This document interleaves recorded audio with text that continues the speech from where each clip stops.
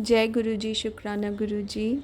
With the blessings of Guruji, I have got the opportunity to read chapter 10 of Surcharged with Divine Love, written by Sukhmani Aunty. Chapter 10, Guruji and Doctors.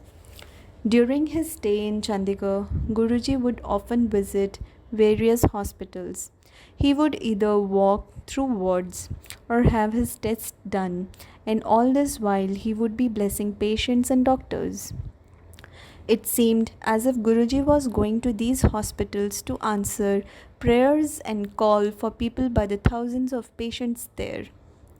Many times I have heard him say that I go to those who can't come to me, and this was so true.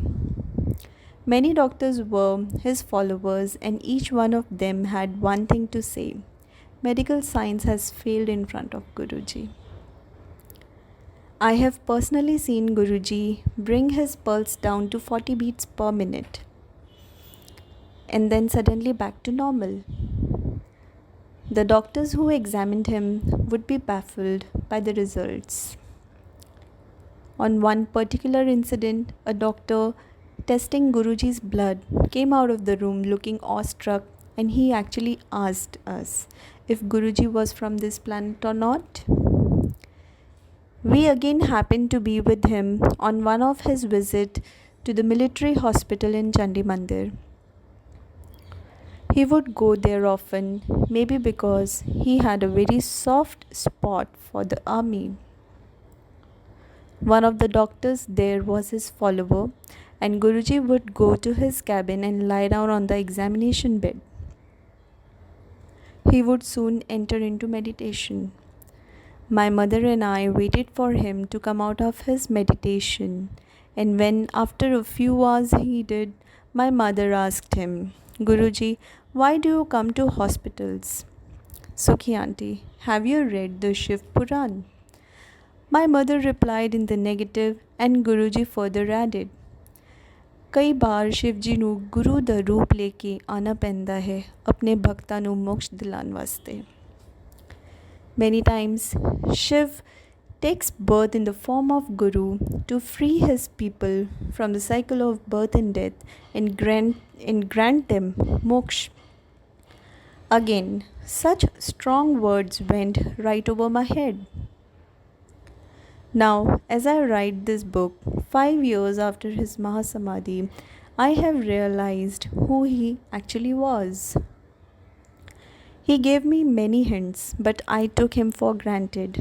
We have read the Mahashiv Puran many times since, and it is very clearly mentioned there that except for Lord Shiva, not even Brahma or Vishnu can grant moksha. An Ayurvedic doctor often visited Guruji, and Guruji would humor him by getting his pulse read or by taking some medications from him. Guruji, you're not unwell. Why do you eat all these medicines? I asked. मेरी body तुम्हारी bodies वंगा नहीं है. मेरी body light है. ये सब दवाइयाँ मेरा कुछ नहीं बिगाड़ सकती. My body is not like yours. It is full of light. All these medicines cannot have any effect on me. As usual, the words didn't sink in. The doctor came every day, and I would frown each time he gave Guruji more tablets. On sensing my unhappiness, he then explained, मैं आयुर्वेदा ਨੂੰ bless ਕਰ ਰਿਹਾ ਹਾਂ. एक time ਆਊਗਾ जब आयुर्वेद बहुत demand ਵਿੱਚ ਹੋਏਗਾ. मैं इस डॉक्टर ਨੂੰ भी अवार्ड दिलवाना है. I am blessing Ayurveda through him. There will be a time when Ayurveda will be much in demand. I am also blessing him so that he can win an award soon. In less than a week after this discussion, the same Ayurvedic doctor won an award. One morning, Guruji visited a dentist who was his follower for a tooth extraction. He called my mother to accompany him to his clinic. On reaching there, they were told that there was no electricity. Guruji sat on the chair and told the doctor to do the extraction. Guruji, there is no light, explained the doctor. Just plug the machine in and it will start. I don't need electricity.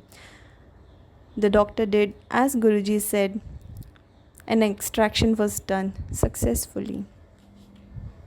And Guruji was given a list of medicines to eat.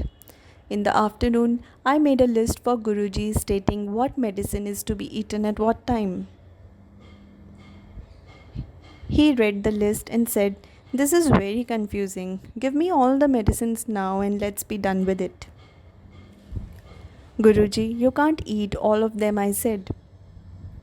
"Do you want to eat one? You can eat one too," said Guruji. "No, Guruji, I'm fine." To my horror, he took all of them, about 6 or 7 in number, and gulped them down in one go. "Now I'm fine." He gave me a sweet smile and went out of the room. So much for the list. One morning, Guruji rang us up from Delhi and instructed us to bring a certain Ayurveda doctor to him immediately.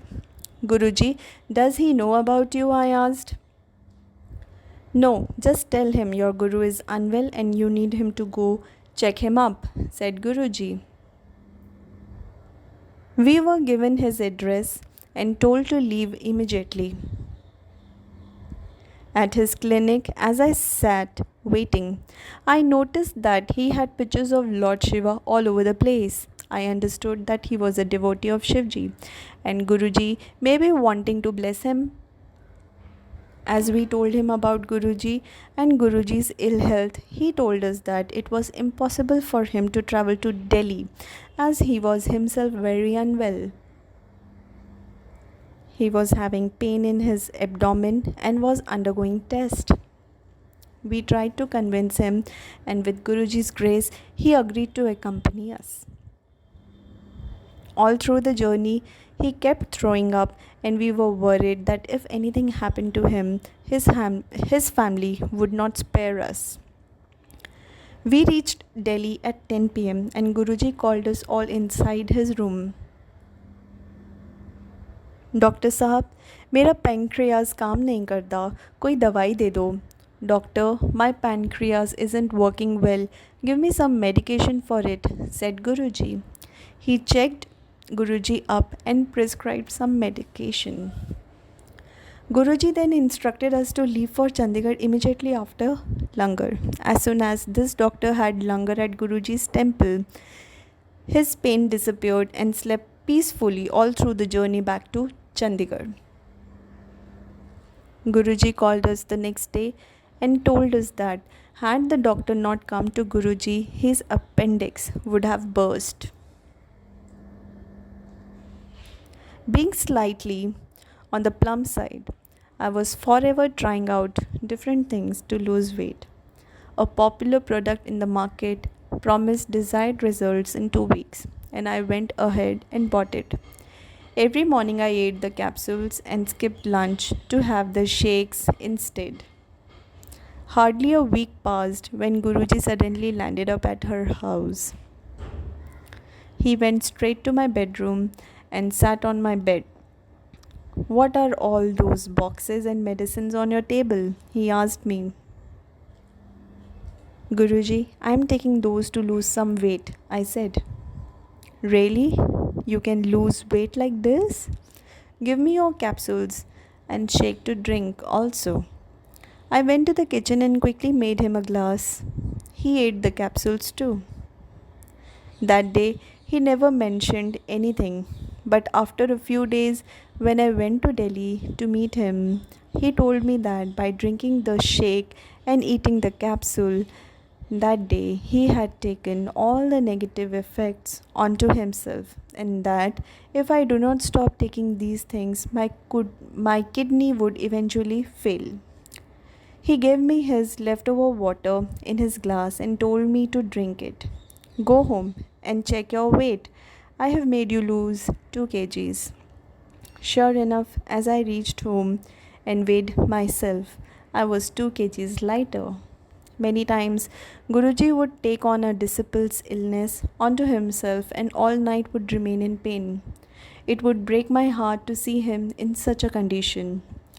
My mother and I would feel helpless on such occasions. knowing he was powerful and could do anything. I would often wonder why he can't just cure someone. Why does he have to take things onto himself and suffer? I got my answer much later when one day he told me that by taking the pain onto himself, he wants the disciple to realize the true worth of the Guru. He wants us to realize what all a Guru does for his disciple.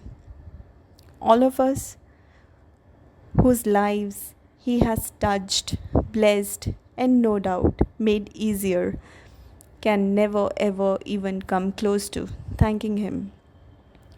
सब धरती कागज करूँ लेखन बन राय सात समंदर की मस करूँ गुरु गुण लिखा न जाए.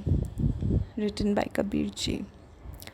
Even if the whole earth is transformed into paper, with all the big trees made into pens, and if the entire water in the seven oceans is transformed into writing ink, even then the glories of the Guru cannot be written.